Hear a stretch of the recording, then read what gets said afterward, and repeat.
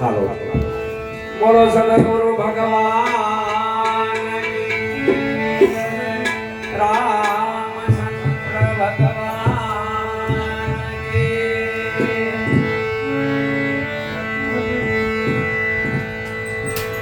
એક મંત્ર ગુરુદેવ કા એક મંત્ર ગુરુદેવ કા તાકાય અનંત વિશાલ આ થક ગયે ઓર મુનિ પંડિતા તે મોવે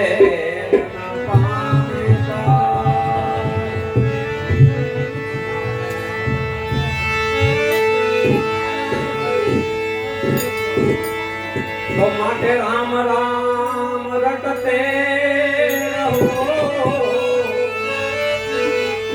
राम नाम रटते रहो मन धरि राखो विरागी आँखों कठिन कार्य संसार से पासी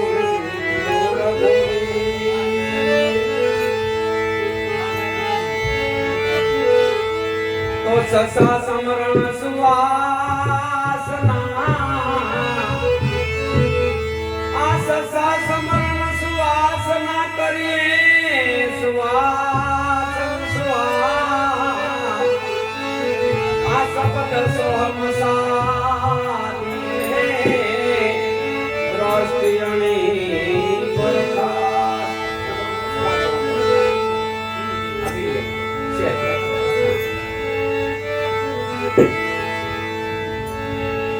तो शब्द ना मारा मर गए शब्दे छोड़ा आ शब्द ना मारा मर गए शब्दे जने छोड़ी दिखा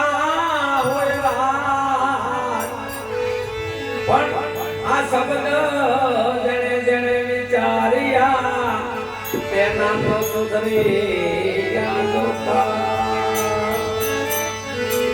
અને કોઈ સંપ્રદાયમાં શબ્દ કીધો કોઈએ વચન કીધું કોઈએ આને મહામંત્ર કીધો કોઈએ શિવશક્તિનો મંત્ર કીધો વાત તો બધી એકની એક છે ભજન કેમ કરવું એ કરમ એવું એક સરસ ભજન સદગુરુ મહાપુરુષના જે વચનો છે ને એ આ શબ્દમાં છે જેને જેને સદગુરુના શબ્દ લાગ્યા એના એ હંમેશા ને એના કામ સુધરી ગયા ભાઈ आ सतगुरु वसन मारे सतगुरु वसन मारे ए हाथू रे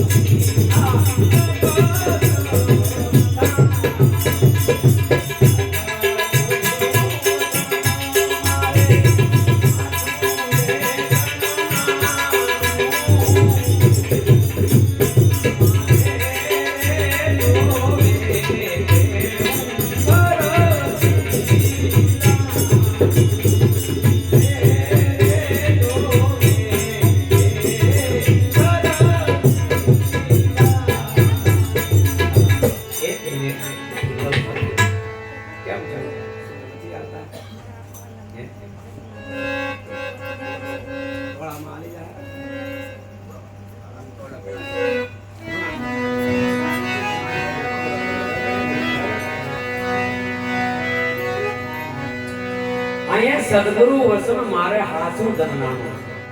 મને ને તમને જે કાંઈ ગુરુ મહારાજે સમજાયું છે ને એ વસન ઈ જ મોટું ધન છે. જો અહીંયા આપણે અત્યારે તો સંબંધી બધા બેઠા છીએ, સગાવાલા છીએ, પરિવાર છીએ, નાતી જાતિ બધું પકડીને બેઠા, પણ આમાંથી સવાસા ગયા ને પછી સદગુરુનું વસન એટલે ભજન કરવાનું મહામંત્ર કોની ઈ જે કરેલું છે ને ઈ જ ભેગું આવશે.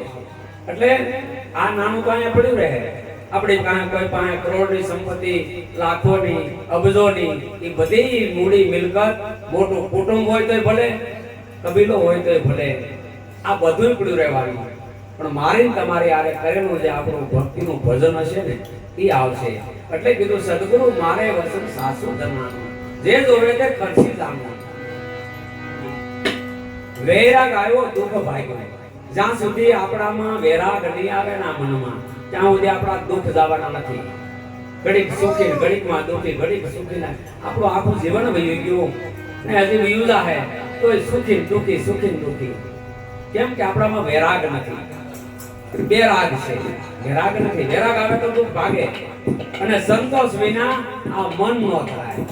જેનામાં સંતોષ નથી ને તો ગમે એટલું હોય તો એ રોતો રોતો, કકડાટ કકડાટ, પણ આમ થઈ ગયો, નુકસાન થયું, આમ થયું, આવું આપણે કરે ને શાંતિ ન મળે.